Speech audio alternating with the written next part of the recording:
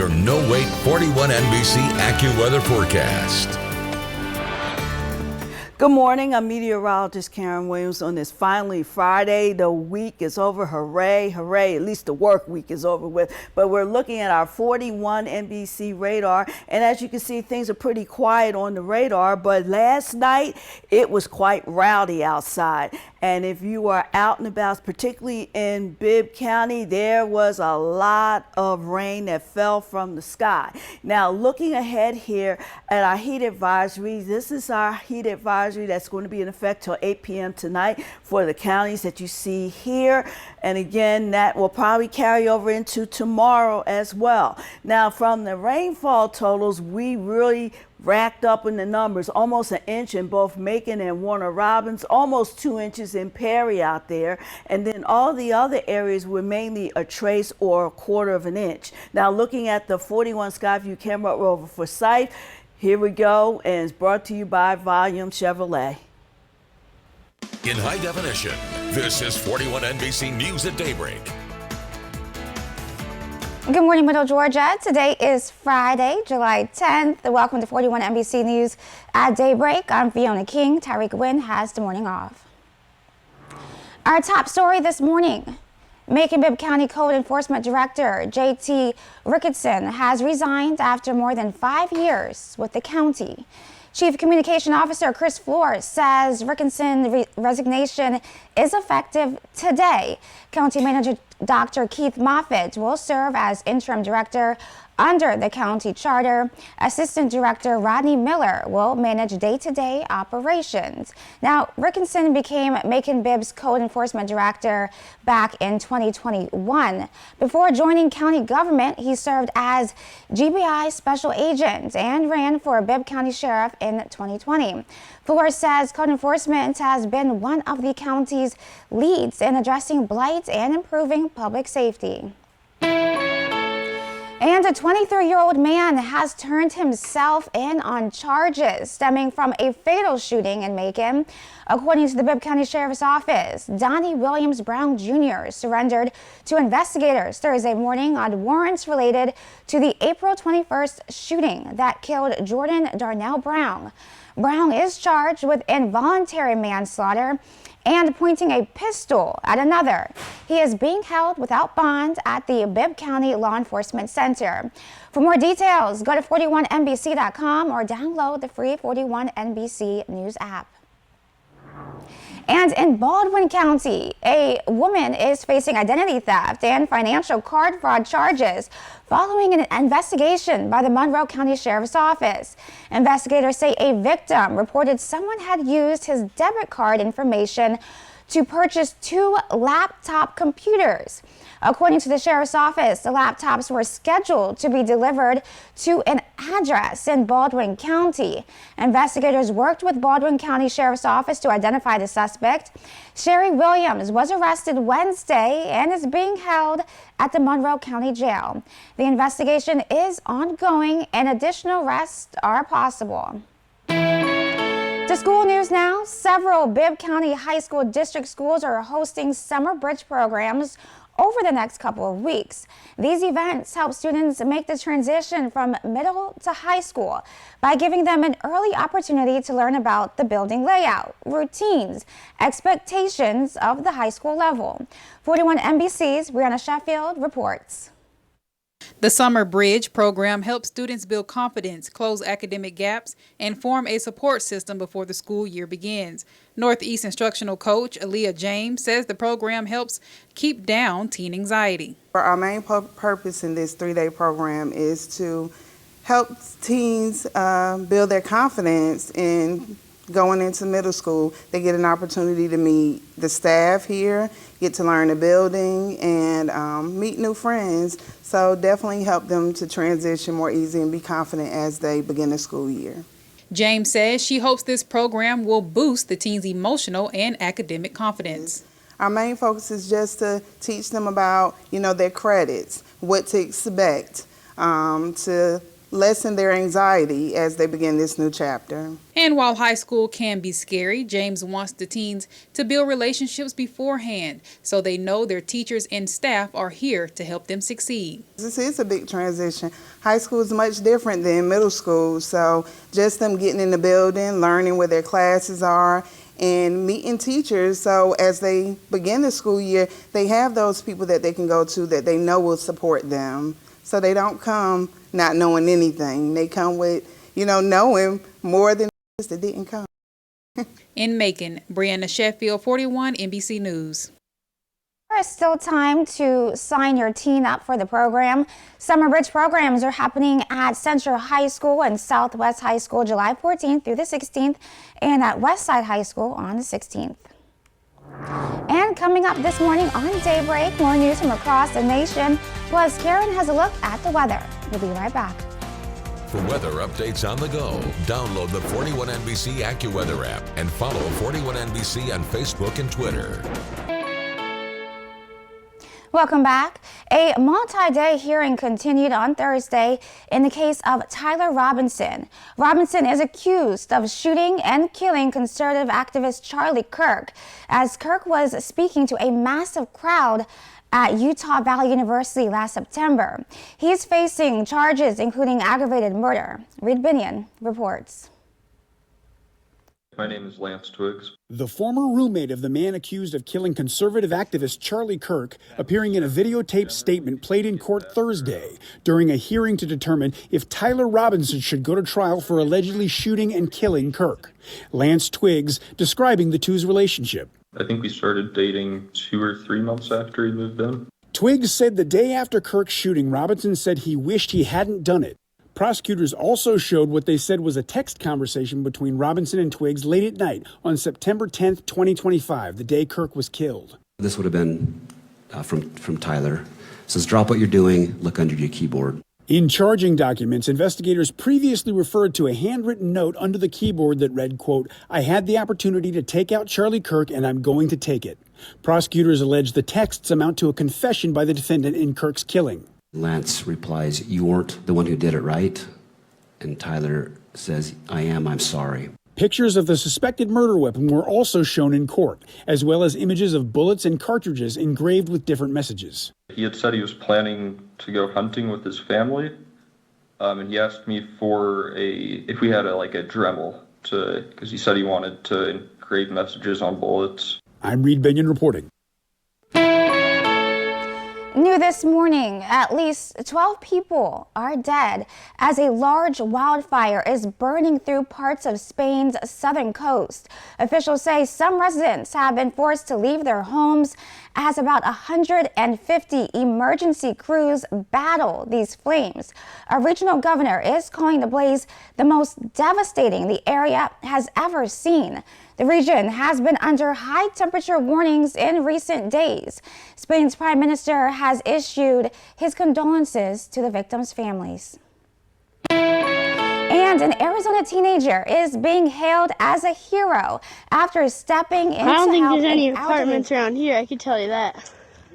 There are moments in life that reveal who we are. For 14-year-old Royal Cothran, it happened on a bike ride in Gilbert back in June. Yeah, I could look it up on my phone if you want me to. With temperatures soaring above 100 degrees, he came across a woman who was lost, confused, and struggling in the heat. And without hesitation, he stopped. I don't even know. She just looked like something was wrong, so I started talking to her. That woman was Teresa Morgan, a beloved mother recently diagnosed with dementia. After becoming disoriented, she unknowingly wandered miles from home after visiting a nearby grocery store. And Royal became the lifeline she didn't know she needed. I knew it was hot. She was sweating. Instead of riding off, Royal stayed by her side, getting her to shade, and was able to get Teresa to remember her son Jeff's phone number. Maybe we can try to call him on my phone. It's incredible, really, what he did. Jeff says Royal explained the situation, racing over minutes later before the Gilbert Fire Department arrived on scene, telling me what Royal did wasn't just helpful, it was life-saving. Just so lucky, so fortunate that he ran across her and he cared enough to stay with her and to take care of her. His mom says she's proud, but not surprised. Helping people has always been part of who her son is. Super proud.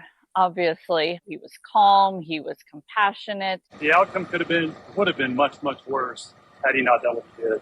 Soon Royal will be honored by the Gilbert Fire Department and the Air National Guard.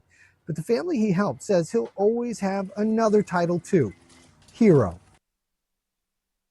Now, your 41 NBC AccuWeather forecast, presented by Volume Chevrolet.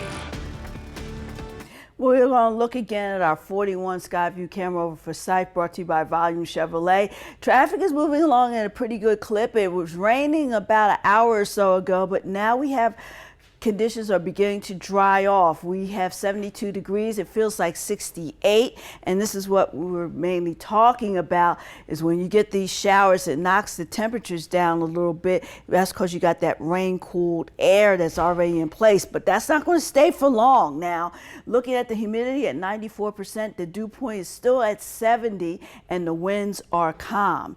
Now, visibility right now is starting to gradually improve, except for areas down in Hawkinsville and Perry. That's where you need it's about 5 miles for your visibility there. So just take it easy as you're driving. Now, looking at the numbers, they're already in the 70s throughout. We have 70 in Sandersville, 71 in Wrightsville, and 73 in Soperton. In your weather headlines, we have a heat advisory for portions of East and Middle Georgia. It's scattered showers and storms will be likely for today as well in the afternoon. And we're looking at the heat index. That peak is going to be in the afternoon, and that's going to fall between 95 degrees and 105. That's going to last until Saturday. For today, we're looking at some sun with chances. These are increased chances for showers and thunderstorms. And again, the air temperature will be 95, but the heat index will be 103. Temperatures today will be in the mid-90s. 93 for Butler, 94 for Roberta, 95 for Gordon, 97 for Cordele. Now, the Storm Prediction Center has us, at least part of our viewing area, a level 1, that's a marginal threat, and that will be mainly damaging winds and heavy rainfall, frequent lightning. That's very similar to what happened in Bibb County yesterday, also in parts of Houston County. And then it's a level 0 down to our south. Now, as we look a little bit further here for your Saturday, that area begins to lift a little bit. It's just marginal here for mainly the northeastern portions of our viewing area, and also for the northwestern side as well. And then we get into Sunday, then everyone's in that marginal risk, level 1 once again. Now, here's the setup here for the weekend.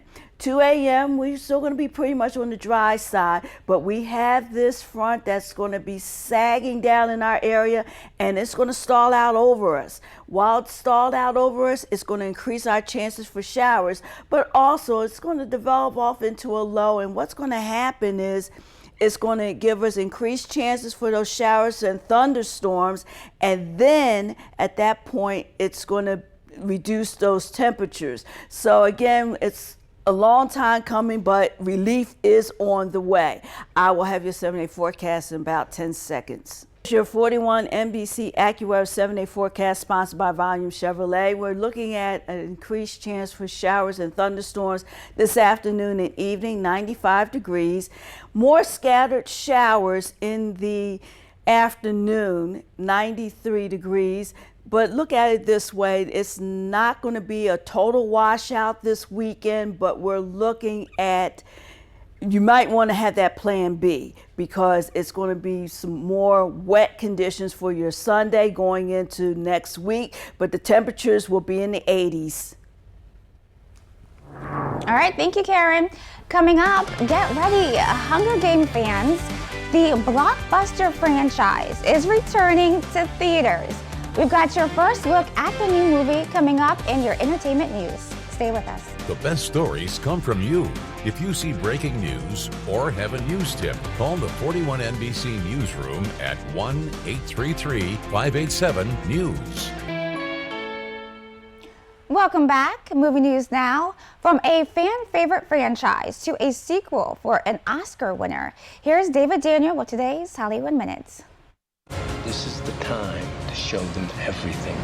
Make sure they remember you. The whole Hunger Games franchise is returning to theaters. Each of the first 5 films is set to screen for one night each, beginning September 3rd. Every screening will include a sneak peek at the latest entry, The Hunger Games: Sunrise on the Reaping, opening November 20th. More info at fathomentertainment.com. We had a lovely natural chemistry. Liam Neeson's next film has a new title and a release date. The Fix, formerly titled Hotel Tehran, is due out September 11th. Neeson plays the mentor to a team of CIA operatives attempting a daring rescue.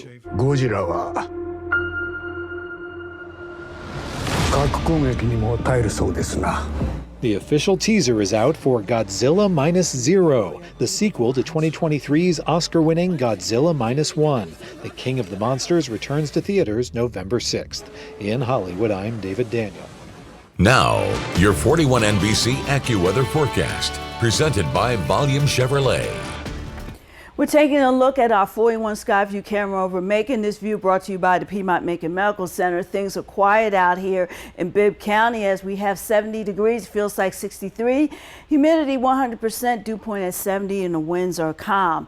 Now looking at the temperature around the state, mostly everyone is in the low to mid 70s. We do have Rome at 71, along with Athens, Augusta's at 72, Columbus 74, Vidalia's at 75, and we have Albany at 78 degrees. Now looking at the almanac numbers from yesterday, got up to 95 degrees. We started out at 74. We were 2 above where we should be for this time of the year, 93 degrees.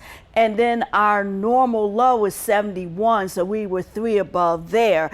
There's your record numbers, and sunrise at 6:34 a.m., sunset 8:45 p.m. For today, some sun, chance of showers and thunderstorms later in the afternoon, early evening. 95 degrees, but it will feel like 103 outside. Now we're looking at our numbers around the region here. Thomaston will get to 93, 94 for Roberta, and 96 for Warner Robins. And we get on over here to Gray. Gray will get to 94.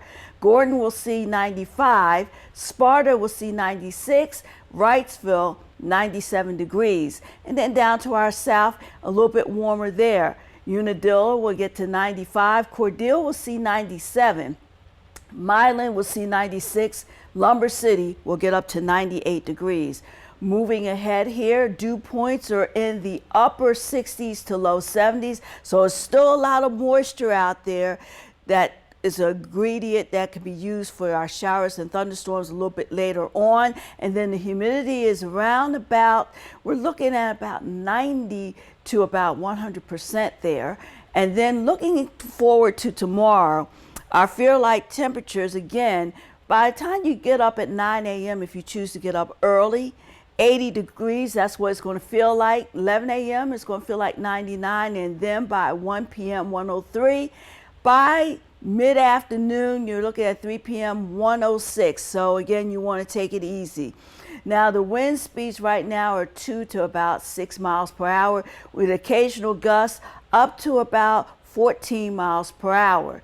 Now, here's the story with the futurecast. You can see by 12 noon today, still things, we have a thin layer of clouds that will be moving in. We're still going to remain dry. But by about 5 p.m., that's about almost the same time yesterday, some of those showers and thunderstorms began to break out. And notice where they're concentrated up here in the northeastern portions of our viewing area. 10 p.m. tonight, things will settle down, and then the cycle repeats all over again for your Saturday, but it will be more widespread by the afternoon. What's going on, Middle Georgia? Welcome to 41 NBC Sports. We're roughly a month and a half away from opening night of the high school football season for most of our schools here in Middle Georgia, but the preparation has already begun. Even though these teams can't put on full pads for a few more weeks, a little friendly competition is always a good way to stay sharp. That was on full display Thursday morning at Peach County High School. The Trojans hit the field bright and early as they gear up for the regular season, but they had some company Thursday. Veterans High School made the trip over to Fort Valley for a scrimmage between the two squads. As for Peach County, the Trojans are looking to build on a highly successful 10-win season in 2025, which saw the team put up 53 points in a playoff victory over Cherokee Bluff. As for the Warhawks, they're hoping the 2026 season is a little brighter. Veterans finishing just 2-8 last season. They'll open up the 2026 season at home against Warner Robins. Peach County will kick off the season on the road in Perry against the Panthers. On the diamond, the Braves haven't won a series since taking 2 out of 3 over the Brewers last month, but Atlanta looking to change that in Pittsburgh yesterday afternoon. Rubber game between the Braves and Pirates. Matt Olson goes to work right away. Top one, no score until Olson unloads on this one. A no-doubt solo shot. His 25th of the year puts the Braves on the board. Ozzie Albies would drive and run in the third, and then it's Mauricio Dubon adding to it. He lines a base hit the other way. Albies comes in a score to make it 3-0 Atlanta.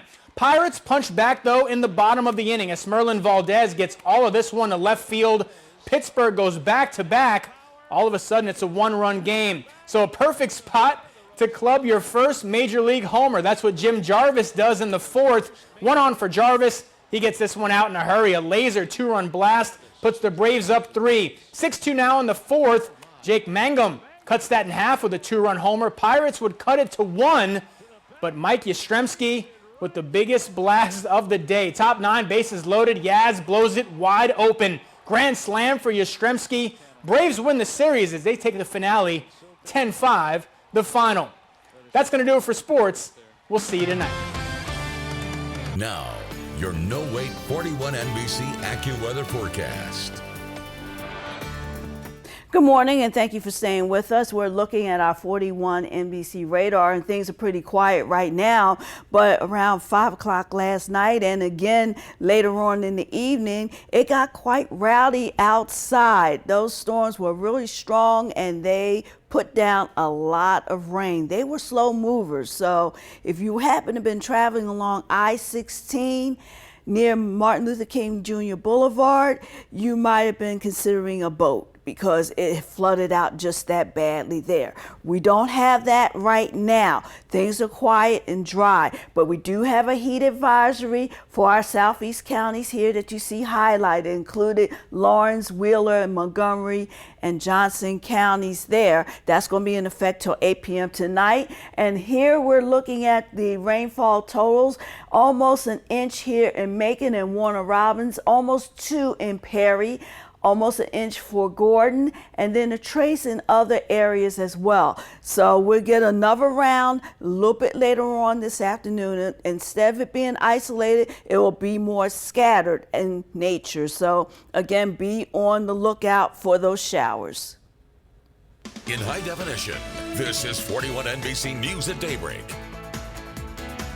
Welcome back to 41 NBC News at Daybreak. I'm Fiona King. Our top story this morning, Macon-Bibb leaders met with faith leaders to talk about major county projects happening across the county and how clergy can help keep people informed. Mayor Lester Miller gave updates on projects including the jail expansion, the new arena, and the Ocmulgee National Park effort. 41 NBC's Gina Tripp has more. Faith leaders from across Macon-Bibb County gathered for lunch as part of the Mayor's Council of Clergy, focusing on strengthening communication and community partnerships. Mayor Lester Miller says these meetings are a chance to keep leaders informed on what's happening across the county. Each year we have several meetings with the clergy to get them updated on the current events in Macon-Bibb County, all the wonderful projects we have going on, and also a chance for them to ask me questions and answer any concerns they may have.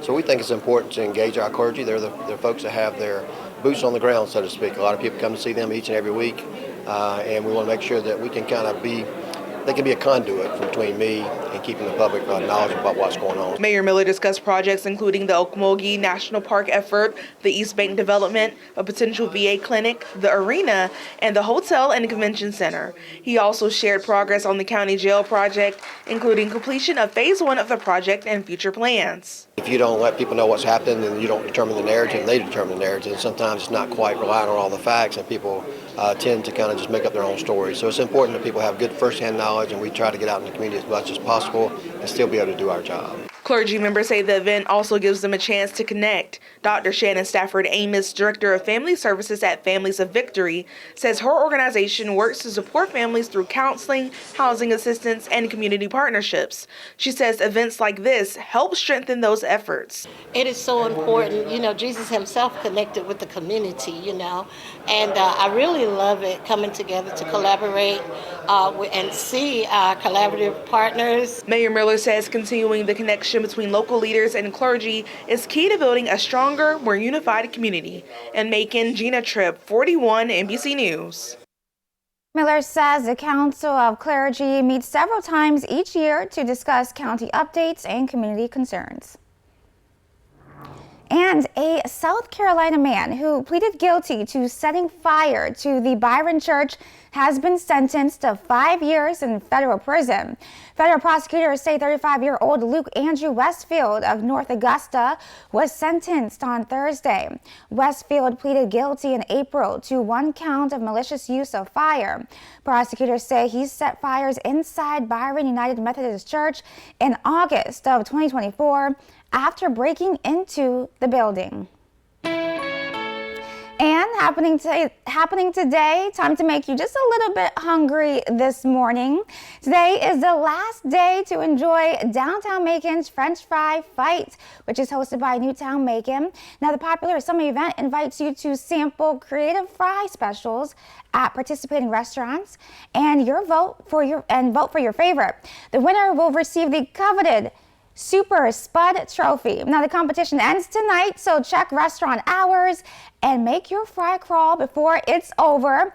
The winning restaurant will be announced after voting wraps up, and you can find a complete list of participating restaurants and their featured fry creations on our website at 41NBC.com and the free 41NBC News app. And the weekend is almost here, and if you're looking for something to do this weekend, I have a few things for you to check out. Here's your weekend watch. In Forsyth, Market in the Streets continues this Friday. Looking for fresh fruit, vegetables, honey, and natural or organic goods from local farmers? Then this is the place to be. Head to the Forsyth City Hall from 9 a.m. to 5 p.m.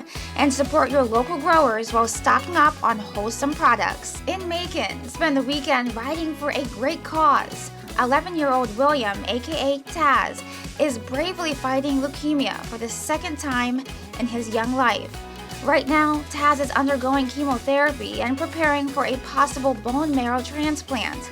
He is the son of 2 retired U.S. Air Force veterans. To help with medical expenses, Green Knights Military Motorcycle Club, Chapter 90, is hosting Taz Poker Run this Saturday. Registration starts at 9 a.m. All street legal vehicles are welcome. Entry is $30 per rider and $10 per passenger. Every dollar goes directly to Taz's treatment. Join the ride and show your support for this brave young fighter. And in Warner Robins, spend the weekend having fun and doing good. The fur babies need our help. Paws Animal Rescue is raising funds to help cover escalating vet bills and food costs. Head to Swinter's Axe House and Tavern Saturday at 7 p.m. for great food, drinks, music, and bingo, all while supporting a great cause. 100% of the proceeds will benefit the rescue.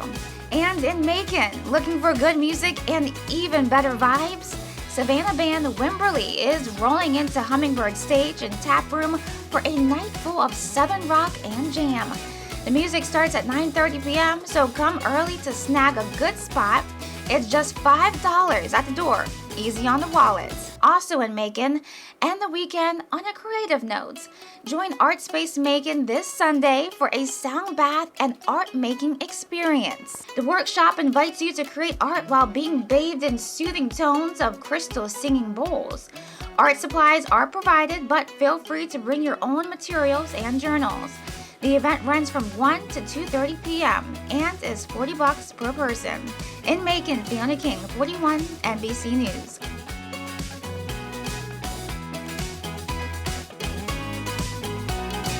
If you missed any of those details, head over to our website at 41NBC.com and the free 41 NBC News app. And in on your business report, Jane King has some stories about what is going on this morning. Good morning. The majority of Americans say the rising cost of groceries and food is their top source of financial stress, and they want the government to act. That's according to a survey by Global Strategy Group on behalf of the Kitchen Table Project. That's a U.S. policy initiative that researches how the cost of living affects middle-income families. Now, this project is led by Lael Brainerd, who served as director of the White House National Economic Council under President Joe Biden. 63% of people in this survey cite grocery prices as the top source of pressure, and then 67% say grocery prices are unfair, with meat and poultry being especially unaffordable. Existing home sales were disappointing last month as prices hit a record high. Mortgage rates rose as well. The good news is that home shoppers have more homes on the market to choose from than this time last year, although home inventory levels remain well below historic norms. Stocks closed higher across the board as oil prices slid and buyers came in and snapped up more chip stocks. Wartime jitters subsided for now. Well, Americans keep leaving the workforce, but no one knows exactly why. Over the past year, about 1 million workers have thrown in the towel. In June alone, 720,000 people left the workforce, according to the Labor Department. Some older employees may be taking early retirement. Women may have left because of work at office mandates, but men have also dropped from the workforce. Well, fewer than half of all American adults have read a single book in the space of a year, with gambling becoming a more common leisure activity than reading. The proportion of Americans who read for pleasure on any given day fell from 28% in 2004 to 16% in 2023. That's according to the American Time Use Survey carried out by the National Endowment for the Arts. That figure included people who had read a book, magazine, newspaper, or listened to an audiobook or read an ebook. From the New York Stock Exchange, I'm Jane King with your morning business report. Now, your 41 NBC AccuWeather forecast, presented by Volume Chevrolet. Well, taking a look outside of our window here, this is our rooftop camera, and things are pretty quiet. 1 or 2 folks kind of moving about their day. But when we get to about 7 a.m., it's 75 degrees, 9 a.m., 80 degrees, 11 a.m., 88, and then by 1 p.m., 92 degrees. Now, the air quality for today is just moderate, so small number of folks are going to have a little bit of issue out there. So just take it easy as you go about the day. Now, here we are in the southeast, looking at the numbers already in the mid to upper 80s, with the exception of Memphis, Tennessee.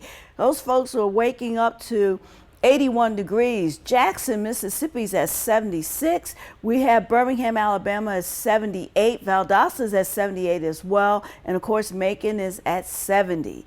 For your weather headlines, we're looking at a heat advisory for portions of East Middle Georgia, and then those scattered showers and thunderstorms are likely to occur later on this afternoon into the early evening, very similar to what happened yesterday.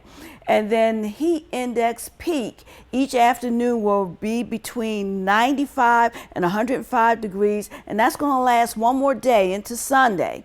Now, if you're going to take the dog out for a walk, take the dog out early. 9 a.m., 80 degrees, 11 a.m., 88, and then by 1 p.m., 92 degrees. For today, we're looking at some sun, then chances for afternoon and evening storms, 95 degrees. And then those high temperatures will be in the mid to upper 90s. Gray will reach 94.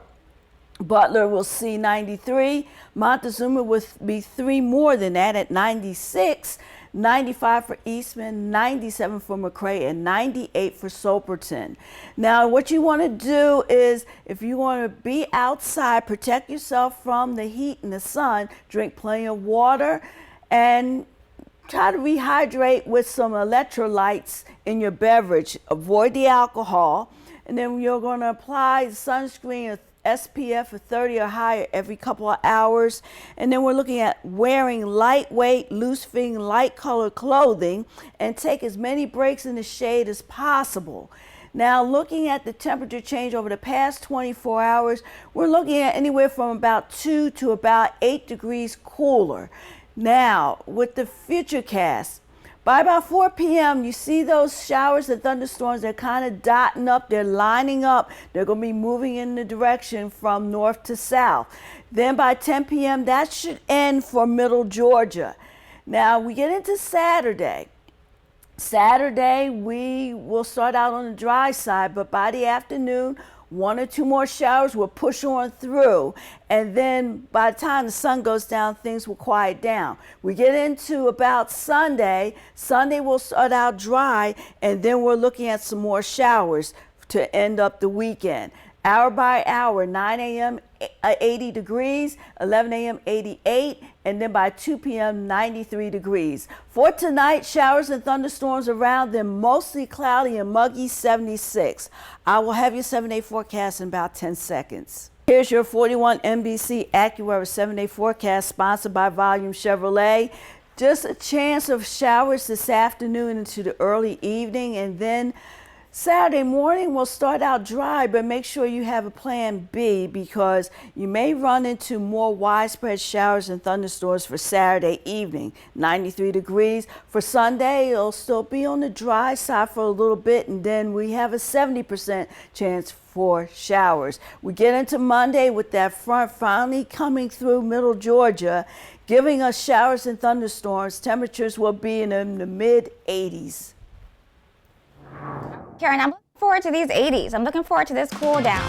Coming up, explosions rock Iran after 2 nights of U.S. airstrikes, and now new details on the high-stakes standoff. We'll have the latest coming up next.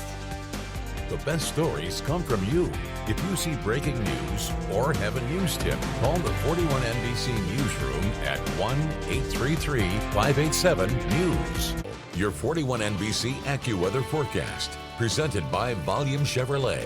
We're going to take a look at our weather right now across the U.S., and it's going to be a kind of a cool start here in D.C. at 69 degrees. We go up to Chicago, Illinois at 70. Denver, Colorado is at 60.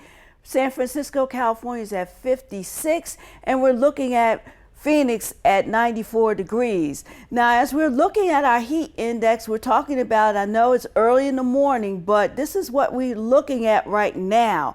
We have mainly temperatures in the 80s in Dallas. Dallas is at 86 degrees. Little Rock, Arkansas, 84. Wichita, Kansas at 77. Denver, Colorado is at 59 degrees. And then Macon is at 63. That is the heat index. That's what it feels like. Now for today, some sun. You got chances for showers and storms later on.